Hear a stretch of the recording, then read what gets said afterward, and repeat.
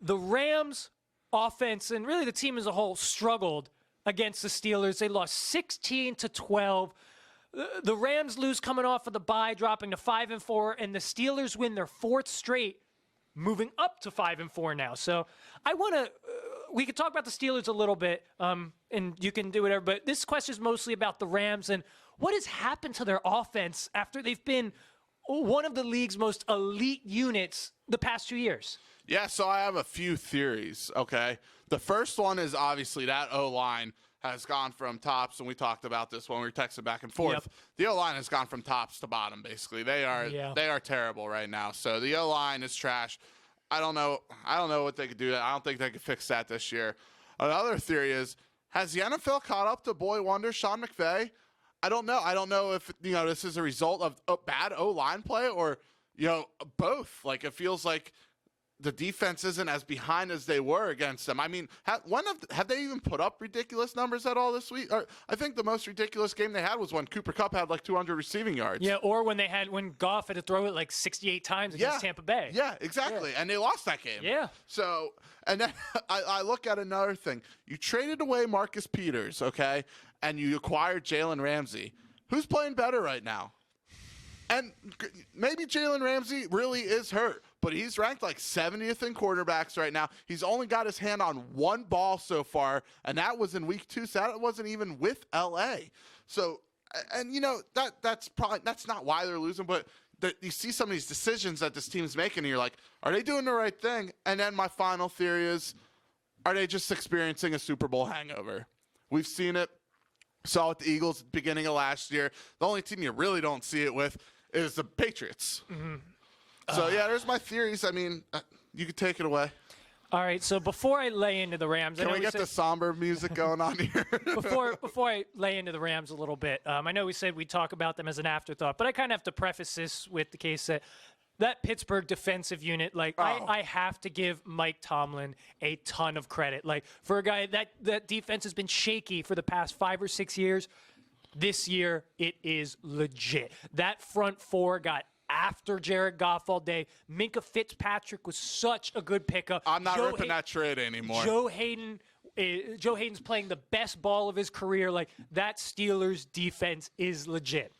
With that being said, it was difficult for me to keep my eyes on the television during that game for the Rams. And it was the same thing against San Francisco a couple weeks ago. It was the same thing in the Super Bowl against New England. And really, this year, I think you hit the nail on the head. That offensive line is just disgustingly bad. I tweeted about it. I said, how do you go from being a top 5, at the very worst, top 5 offensive line unit to being just utter garbage and totally unwatchable?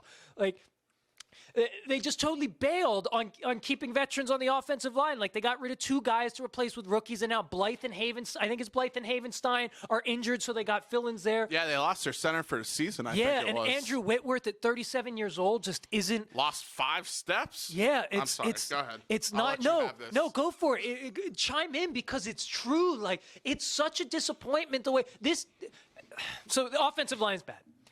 And what we're seeing from Sean McVay, I agree. I want to see what else he's got in this bag of tricks because people were blowing smoke up his ass saying that he's a boy genius, me included. Like, he looked fantastic. But he's showing that if his team cannot run the ball at a top 5 clip, his offense doesn't work.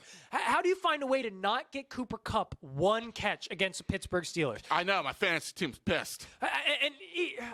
And even like the game plan last week, they were actually running the ball kind of effectively, and then you move off of Gurley. I don't know what Sean McVay is doing. Like, I have lost faith in this team being a contender until they move past these contracts, man. They don't have the foundation right now. Where they're spending their money, although they're very good players, they don't live up to it. Jared Goff is not worth the money. He is showing that he cannot just like totally take over. He's turning the ball over at a ridiculous rate. And he's a great thrower of the football when he can sit in the pocket and he has time and he has a play-action game. But, like, I'm at a loss for words about them. I'm no longer mad, and it's just upsetting because I had to wait, 16 years, 15 years for them to go from making the playoffs in St. Louis when I first became a fan to finally becoming good again in L.A.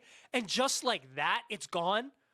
Like, it baffles me how it was so incredibly obvious that the strength of your team was the run game and the offensive line. And what do you do the year after the Super Bowl? You flush out your offensive line and hope that rookies can step in and live up to the potential immediately. And now you have no cap room.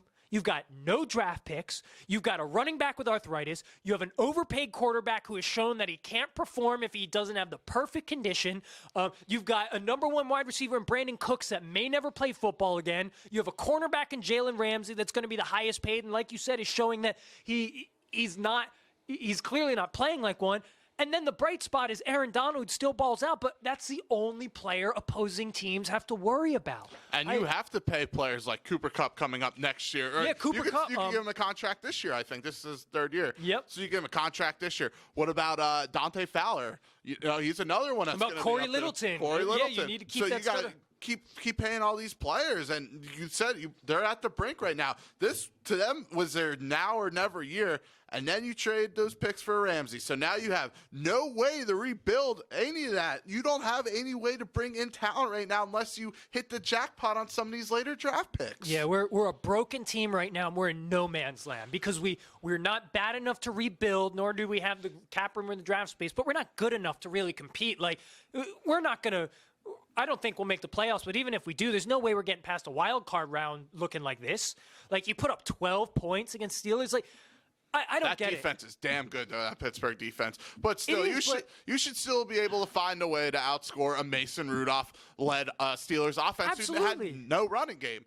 Absolutely. Now, granted, because when you think about, 16-12, 9 of those points were defensive for Pittsburgh, right? They had a pick six and a safety, right? Uh-huh. Yeah. So, I mean, when you look at it, the Steelers' offense only scored 7 points. Yeah. And you still couldn't find a way to beat them. And that's the shame because the Rams' defense is, like, even though Jalen Ramsey isn't playing great, like, that defense is a really good unit. And we're good on special teams. And the offense, which we've been riding the coattails of for the past 2 years, now it decides to shit the bed.